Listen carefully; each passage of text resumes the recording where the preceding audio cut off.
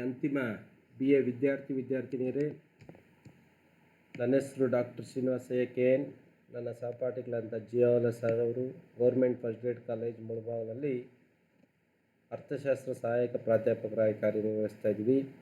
ಬೆಂಗಳೂರು ಉತ್ತರ ವಿಶ್ವವಿದ್ಯಾಲಯದ ಪಠ್ಯಾನುಕ್ರಮದಂತೆ ನಿಮಗೆ ಅಂತಿಮ BA ವಿದ್ಯಾರ್ಥಿಗಳಿಗೆ 2 ಪೇಪರನ್ನು ಈ ಸೆಮಿಸ್ಟ್ರಲ್ಲಿ ಅಧ್ಯಯನ ಮಾಡಬೇಕಾಗ್ತದೆ. ಮೊದಲನೇ ಪೇಪರ್ ಬಂದುಬಿಟ್ಟಿದ್ದೆ compulsory paper HRMS human resource management, ಮಾನವ ಸಂಪನ್ಮೂಲ ನಿರ್ವಹಣೆ ಪೇಪರ್. ಆಪ್ಷನಲ್ ಪೇಪರ್ ಆದಂತಹ ಕರ್ನಾಟಕ ಎಕಾನಮಿ. ಇಂಥ ಕರ್ನಾಟಕ ಎಕಾನಮಿ ಈ ಸಬ್ಜೆಕ್ಟ್ಗೆ ಸಂಬಂಧಪಟ್ಟಂತಹ PPT, study material, videos, MCQs ಅನ್ನು ತಯಾರು ಮಾಡಿಕೊಡ್ಬೇಕಂತ ಅವಕಾಶವನ್ನು ಕಾಲೇಜ್ ಶಿಕ್ಷಣ ಇಲಾಖೆಯು ನಮ್ಮ ಕಾಲೇಜಿನಲ್ಲಿ ನನಗೂ ಮತ್ತು ನನ್ನ ಸಹಪಾಠಿಗೆ ವಹಿಸಿಕೊಟ್ಟಿದೆ. ಈ ವಿದ್ಯಾರ್ಥಿಗಳಿಗೆ ಅನುಕೂಲಕರವಾಗಬೇಕೆಂಬ ಉದ್ದೇಶದಿಂದ ಪ್ರತಿಯೊಂದು ಸೆಷನ್ಗೂ ಅಥವಾ ಪ್ರತಿಯೊಂದು ಟಾಪಿಕ್ಗೂ ಸಂಬಂಧಪಟ್ಟಂತೆ ಹಲವಾರು ರೀತಿಯಾದಂತಹ ಬುಕ್ಸನ್ನು ರೆಫರ್ ಮಾಡಿ ನಿಮಗೆ ಅನುಕೂಲಕರವಾಗುವ ರೀತಿಯಲ್ಲಿ, ನಿಮಗೆ ಗರ್ಭಿತವಾಗಿ ಅರ್ಥವಾಗುವ ರೀತಿಯಲ್ಲಿ ನಾವು ಕಂಟೆಂಟನ್ನು ಡೆವಲಪ್ ಮಾಡಿದ್ದೀವಿ. ಅದಕ್ಕೆ ತುಂಬ ಸುಲಭವಾಗಿ PPTನಲ್ಲಿ ಡಿಸ್ಪ್ಲೇ ಮಾಡಿದ್ದೀವಿ. ಅದಕ್ಕೆ ಸಂಬಂಧಪಟ್ಟಂತೆ ನಾನೀಗ ಎಕ್ಸ್ಪ್ಲನೇಷನ್ ಮಾಡ್ತಾ ಇದ್ದೀನಿ. ಜೊತೆಗೆ ಅದಕ್ಕೆ ಸಂಬಂಧಪಟ್ಟಂತೆ ಒಂದು ಸ್ಟಡಿ ಮೆಟೀರಿಯಲ್ಲು ಕೊಡ್ತೀವಿ. ಅದಕ್ಕೆ ಯಾವ ರೀತಿ ಕಾಂಪಿಟೇಟಿವ್ ಎಕ್ಸಾಮ್ಸ್ನಲ್ಲಿ ಕ್ವಶನ್ಸ್ ಕ್ರಿಯೇಟ್ ಆಗ್ತವೆ ಅಂತೇಳಿ ಮಲ್ಟಿಪಲ್ ಚಾಯ್ಸ್ ಕ್ವಶನ್ಸು ಒಂದು ರೆಡಿ ಮಾಡಿದ್ದೀವಿ. ಇಷ್ಟೆಲ್ಲವೂ ನಿಮಗೆ ಹೊಲಿಸ್ಕೊಡ್ತಾ ಇದ್ದೀವಿ. ಇದನ್ನು ನೀವು ಇಂಥ ಅವಕಾಶವನ್ನು ಉಪಯೋಗಿಸ್ಕೋಬೇಕಂತ ಹೇಳ್ತಾ ಈಗ ನನ್ನ ಸೆಷನ್ನನ್ನು ಸ್ಟಾರ್ಟ್ ಮಾಡ್ತೀವಿ. Okay, the 47 session communication service in Karnataka. Okay, already last class we'll discuss about transport system in Karnataka, ಅಂದರೆ ಸಾರಿಗೆ ವ್ಯವಸ್ಥೆಯನ್ನು ಮಾಡಿಕೊಂಡ್ವಿ. ಅದರ ಮತ್ತೊಂದು ಭಾಗವೇ ಸಂಪರ್ಕ ಸೇವೆ. ಕರ್ನಾಟಕದಲ್ಲಿ ಸಂಪರ್ಕ ಸೇವೆ.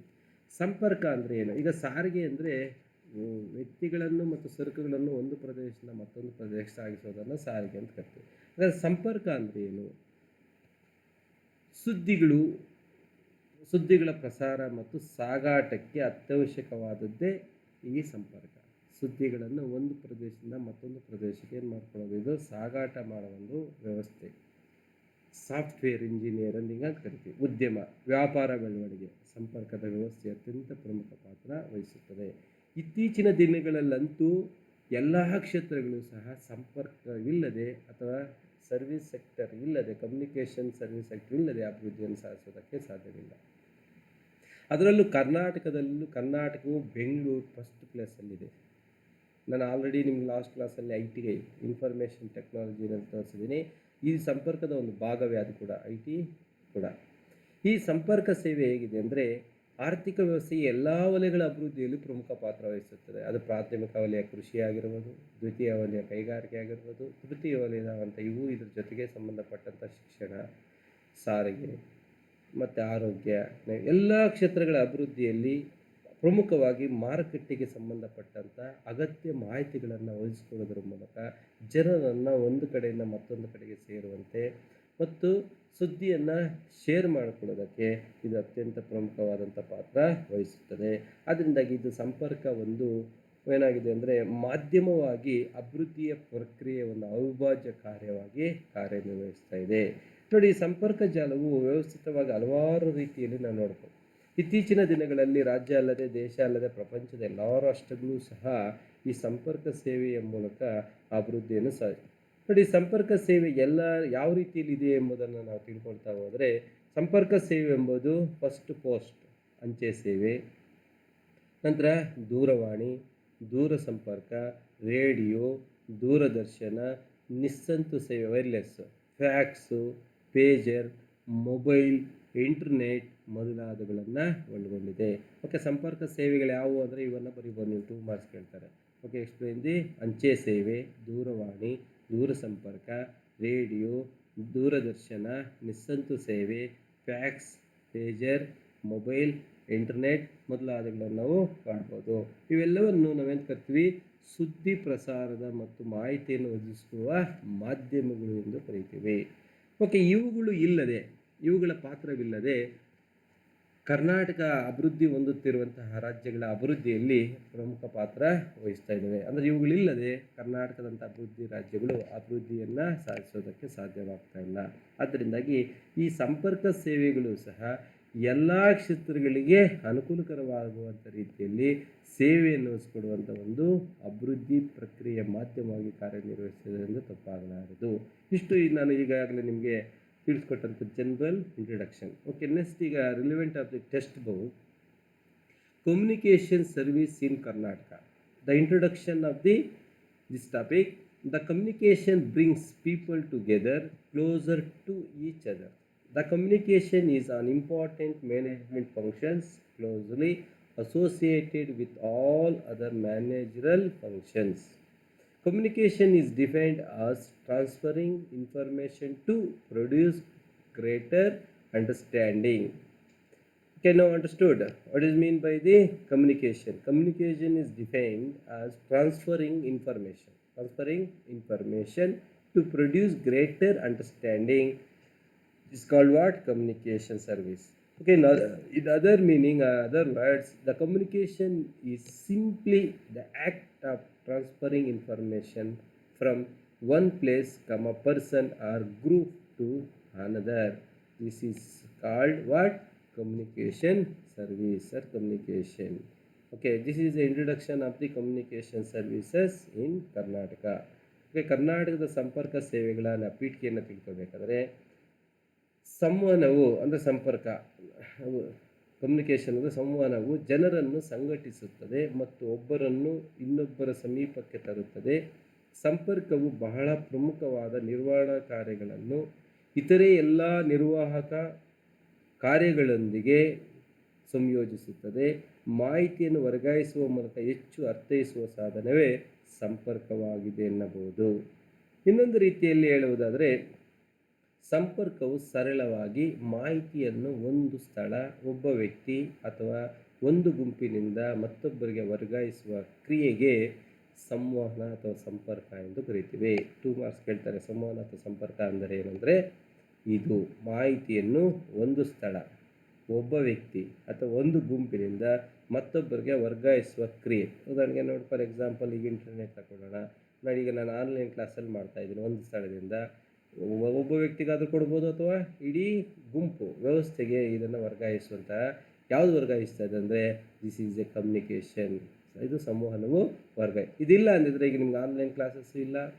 ಈಗ 99% all depend upon the schools R colleges depend upon the online classes. Online classes ಎಷ್ಟು ಅನುಕೂಲ ಆಗಿದೆ. ಈ ಸಂಪರ್ಕವಿಲ್ಲ ಎಂದರೆ ನಮ್ಮ ಎಜುಕೇಷನ್ ಸಿಸ್ಟಮ್ಮೇ ಬ್ರೇಕ್ ಆಗೋಗ್ತಾ ಇತ್ತು. ಅದರ್ ಆ್ಯಕ್ಟಿವಿಟಿ, ಉದಾಹರಣೆಗೆ ನಮ್ಮ ಅಕೌಂಟಿಂದ ಮತ್ತೊಂದು ಅಕೌಂಟ್ಗೆ ದುಡ್ಡು ಟ್ರಾನ್ಸ್ಫರ್ ಮಾಡಬೇಕು, ಸೆಕೆಂಡಲ್ಲಿ ಹೋಗುತ್ತೆ. ನಾವು ಯಾರು ಎಲ್ಲಿಗೂ ಹೋಗೋ ಅವಶ್ಯಕತೆನೇ ಇಲ್ಲ. ಜೇಬಿನಲ್ಲಿ ದುಡ್ಡು ಇಟ್ಕೊಂಡು ಹೋಗೋ ಅವಶ್ಯಕತೆ ಇಲ್ಲ. ಒಂದು ಮೊಬೈಲ್ ಎತ್ಕೊಂಡು ಹೋದರೆ ಸಾಕು, ನಮ್ಗೆ ಏನು ಬೇಕೋ ತಗೋಬೋದು, ಯಾರಿಗೇನು ಬೇಕೋ ಕೊಡ್ಬೋದು. ಆ ರೀತಿಯಾಗಿ ಇದು ಸಂಪರ್ಕ ವ್ಯವಸ್ಥೆ ಪ್ರಮುಖವಾದಂಥ ಪಾತ್ರವನ್ನು ವಹಿಸ್ತಾ ಇದೆ. ಓಕೆ, ಇಂಪಾರ್ಟೆನ್ಸ್ ಆಫ್ ಕಮ್ಯುನಿಕೇಷನ್, ಸಂವಹನದ ಮಹತ್ವವನ್ನು ತಿಳ್ಕೊಳ್ಳೋಣ. Importance of communication. Effective communication is vital for efficient management and to improve industrial relations. In modern world, the growth of communication information technology and the growing competition and complexity in production have increased importance of communication. Okay, once again we'll read importance of the communication. Effective communication is visual for efficient management and to improve industrial relations. In modern world, the growth of communication information technology and the growing competition and complexity in production have increased importance of communication. Okay, ಕನ್ನಡದಲ್ಲಿ ತಿಳ್ಕೋಬೇಕಾದ್ರೆ ಪರಿಣಾಮಕಾರಿ ಸಂವಹನವು ದಕ್ಷ ನಿರ್ವಹಣೆ ಮತ್ತು ಕೈಗಾರಿಕಾ ಸಂಬಂಧಗಳನ್ನು ಸುಧಾರಿಸುವ ಅತಿ ಮಹತ್ವದ ಸಾಧನ.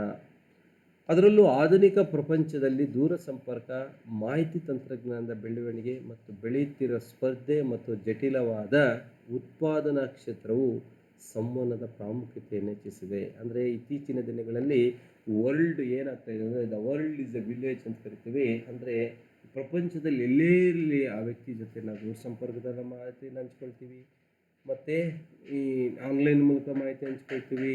ಜಟಿಲವಾದಂಥ ಕೆಲವೊಂದು ಕ್ಷೇತ್ರಗಳ ಅಭಿವೃದ್ಧಿಯಲ್ಲೂ ಸಹ ಸಾಫ್ಟ್ವೇರನ್ನು ಅಳವಡಿಸ್ಕೊಳ್ತೀವಿ. ಇದರ ಮೂಲಕ ಏನಾಗ್ತದೆ, ಸಂವಹನವು ಪ್ರಮುಖ ಪಾತ್ರ ವಹಿಸ್ತದೆ. The following points can illustrate the importance of communication. ಸಂವಹನದ ಮಹತ್ವವನ್ನು ಕೆಳಗಿನ ಅಂಶಗಳು ವಿವರಿಸುತ್ತವೆ. Okay. The points is basic of decision making and planning. Okay, this is the first point is importance, basic of decision making and planning. Another point, facilities coordination, providing effective leadership, boost moral and motivation, effective working of an organization, increase managerial efficiency. Okay, this is what importance of the communication.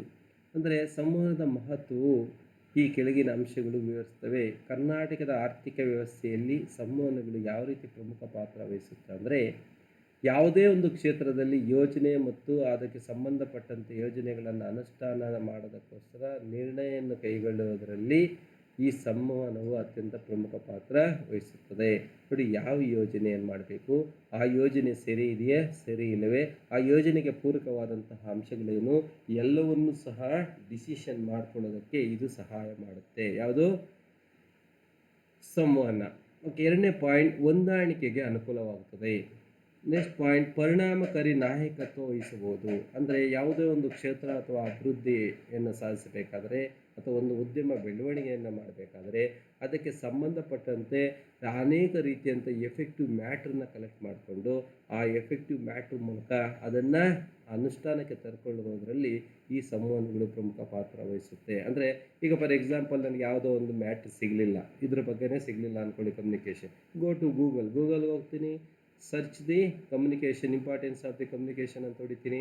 ಅದನ್ನು ಡೀಟೇಲ್ಸನ್ನು ತಗೊಂಡು ನಾನು ನಿಮ್ಮಲ್ಲಿ weak ಆಗಬಾರ್ದು ಅಂತ ನಾನು ಏನು ಮಾಡ್ಕೊಳ್ತೀನಿ, ಇದಕ್ಕೆ ರಿಲಿವೆಂಟ್ ಮ್ಯಾಟ್ರನ್ನು ತಗೊಳ್ತೀವಿ.